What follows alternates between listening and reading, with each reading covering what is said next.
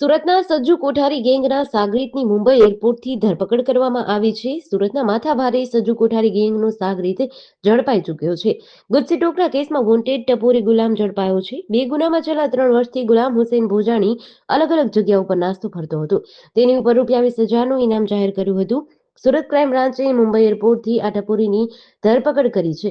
ગુલામ હુસેન ભોજાણી કોઠારી ગેંગના લીડર મોહમ્મદ સાજિદ ઉર્ફે સજ્જુ કોઠારીની નજીકનું માનવામાં આવે છે અને છેલ્લા 3 વર્ષથી દેશ વિદેશમાં અલગ અલગ જગ્યાએ ભાગતો ફરતો હતો.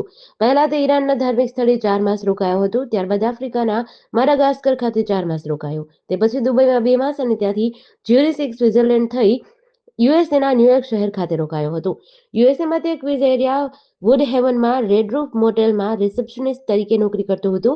ત્યારબાદ તે ન્યુયોર્ક શહેરના લોગ આઇલેન્ડ પર દુબઈ સ્મોક શોપમાં સેલ્સમેન તરીકે નોકરી કરતો હતો.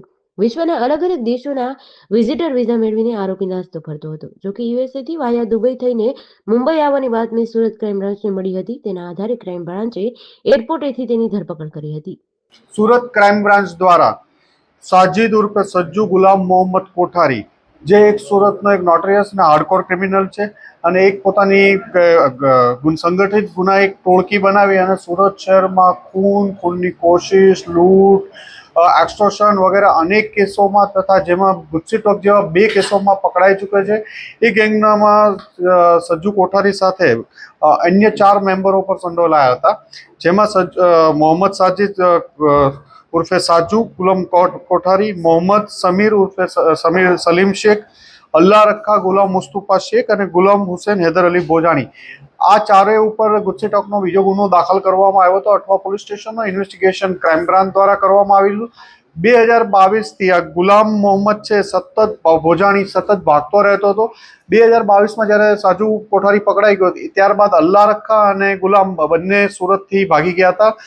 અલ્લાહ રખાને 2023માં ડિસેમ્બરમાં સુરત ક્રાઇમ બ્રાન્ચની ટીમ દ્વારા મુંબઈથી પકડવામાં આવ્યો હતો અને આ બંને ઉપર સુરત શહેર પોલીસ દ્વારા 20,000નું ઇનામ પણ જાહેર કરવામાં આવ્યું હતું.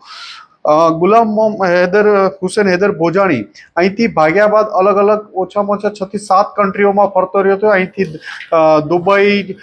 દુબઈ ઉપરાંત દિલ્હીથી ઈરાન, કુમ, પછી ત્યાંથી આફ્રિકાના મડગાસ્કર, દુબઈ, જ્યુરિક સ્વિટ્ઝરલેન્ડ, યુએસએ, કેનેડા, આમ અલગ અલગ અસંખ્ય શહેરોમાં ભાગ્યા બાદ સુરત પોલીસને એની વેરિફિકેશનનો એક આઈડિયા આવ્યો હતો કે આજે વહેલી સવારે તે મુંબઈ એરપોર્ટ આવવાનો છે દુબઈથી. આ બાતમી આધારે સુરત ક્રાઇમ બ્રાન્ચની ટીમે મુંબઈ એરપોર્ટ ઓથોરિટી સાથે મળીને એને તેને મુંબઈથી ધરપકડ કરી અત્યારે લાવવામાં આવ્યો છે. અહીં એરેસ્ટ કરી એની આગળની પૂછપરછ ચાલે છે.